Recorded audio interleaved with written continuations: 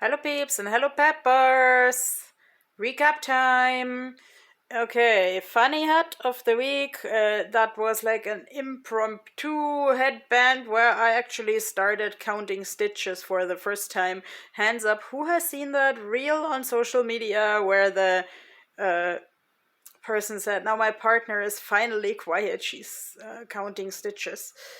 Um, I mean, of course, it's like not funny if someone says, "Oh, XYZ is finally quiet." But I am personally also happy when I see like people have something to do that they are joyfully concentrating on. And I might have mentioned a lot that me and a lot of people in the autism community actually experience crocheting as very calming. um like, even though this is only like 5 stitches per row, it was difficult for me to count stitches, so that actually also told me a little bit about my life, that I have to let's say, when there are events where I can't think about the stitches, I should have something prepared where the number of stitches doesn't matter. Like, I mean, this is growing into a hat of all my thicker yarn leftovers. So this, like, with the round thing and with the hat in general, I can compensate if there is like too many or too few stitches. Many people I've talked to have also said crocheting is way more free than knitting because you can add something or open something up without having to do the maths again. I still can't knit, even though a kind soul has offered their services to teach me to knit socks. And I mean, like, since I have like legs that are of two different lengths, I often ruin my socks because I drag the longer leg.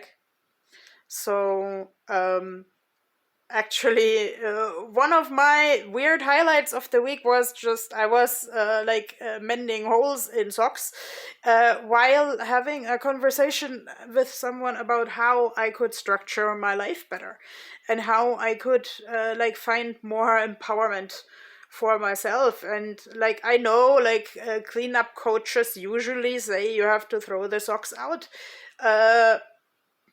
if you have like a single sock or something, but hello, we don't throw single people out either. And there is so much like trash in the world that, let's say, if I have 10 minutes extra, I can actually invest the time while I'm talking to someone anyway, or while I'm watching TV or YouTube anyway, to mend a sock. Because like, even when you're producing cotton, I got a newsletter to the effect the other day, you use liters and liters of fresh water.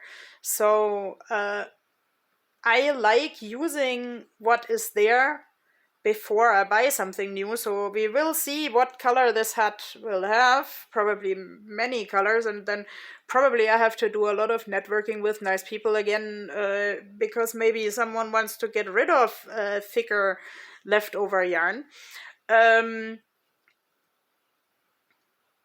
I was at a storytelling class yesterday, and like, in the beginning, that I thought that was about like storytelling techniques of the type, oh, and then there came the monster.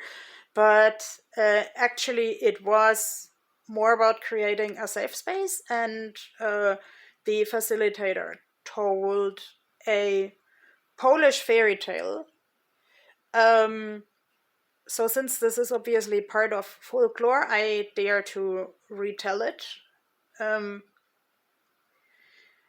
there was a farmer who had 2 buckets.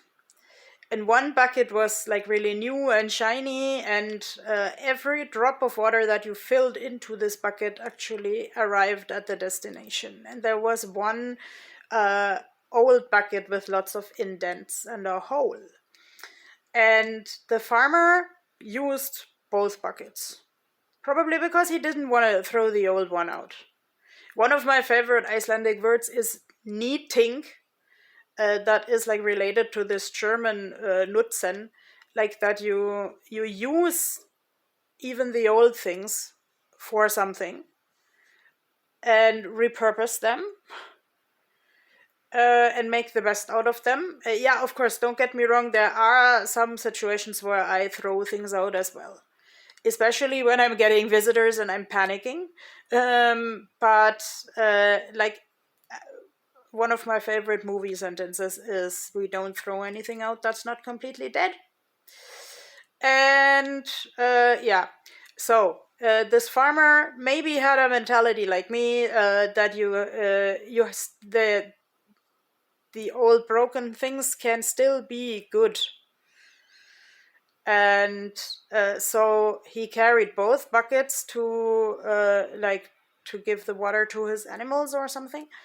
And like the newer bucket was so proud that like every drop came to the animals and every drop was nourishing.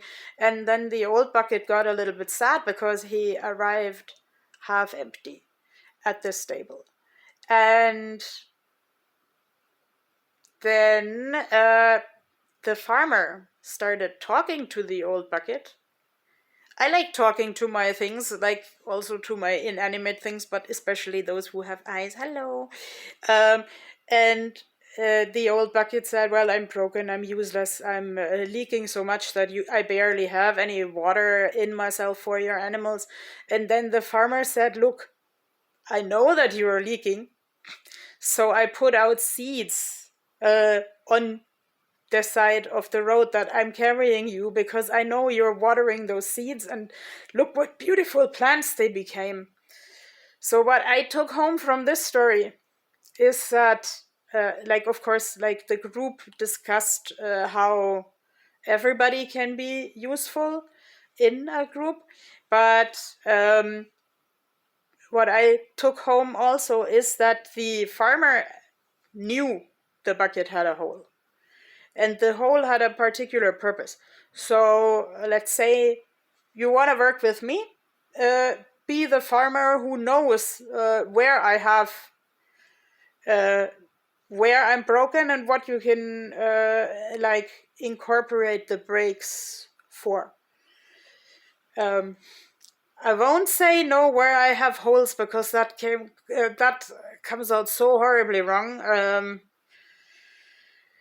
And I don't advocate for reducing people to only their bodies. And like people who know me know that there are a lot of invisible components to my disability. But let's say, communicate with me about where I can be of use in the group. A couple of years ago, I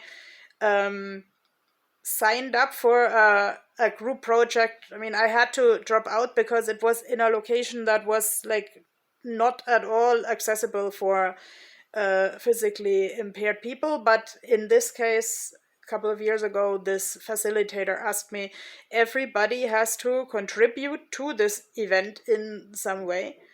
And the person didn't mean performances, rather something in the organization. So it was good that the person asked from the start, okay, and how do you think you would contribute to organizing this event? And then I said, okay, then I'm getting on the phone and ordering all the food and drink and logistics if you tell me what those logistics are. So as long as we thought that I was in the project, we had to communicate about the logistics. And okay, I didn't end up participating, but I keep this memory of asking clear questions. How do you picture this would be with you? So and I mean, I woke up this morning to my Instagram, like someone who I follow there wrote a meme about hiring disabled people increases the innovation in the company. And I found that sentence really, really good because while I have also made the experience that, like, not every group and not every employer has actually like the resources and the wits and etc. to hire a person with whatsoever impairment. And I'm really, really skeptical of like disability quotas or something. I must say that how am I going to word this? I have increased the productivity of groups whenever these groups were like talking to me and with me very clearly what was needed and what I could contribute in this context. I am mostly this person who does all the tasks where just someone needs to be there. I had a lot of fun, like supervising a craft room for children, but there were also other adults. So it was made sure that I didn't have to run after children. I would also be a liability problem if I always had to run after the children, and I have to be like realistic about that. And like once I'm collecting such memories from years back, I was really like sad and offended in a social group when I needed to clean up after a celebration. And there was a journalist, and the person who oversaw this group event and celebration told the journalist, yes, and as you see, we also have people with disabilities in here. Yes, this particular person with disabilities named Frida actually messed up a school exam and couldn't stand anymore for 2 days after cleaning up this table. Let's say, of course, this is also a little bit my problem to communicate that, but I don't find it okay when someone praises themselves for like incorporating people with disabilities into an event and just not seeing that the person does a job that is not apt to this person's life context. So, I mean, like this sits with me, even though this was so many years ago. So I'm kind of sending the message out into the world, like, don't brag about who you can incorporate.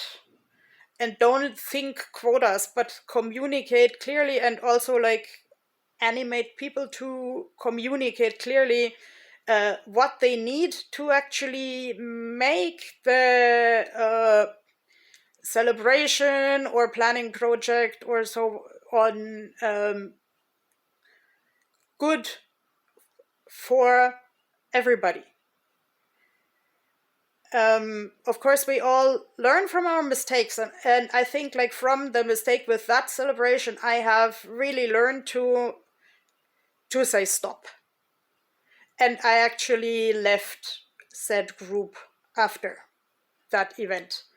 But like today, I have the experience and also the let's say ability, is that the right word, maybe, to say from the start, I can da da da and I can't da da da. So I wish you a wonderful weekend with a lot of occasions to show what you actually can do and what you can enjoy. Bye bye.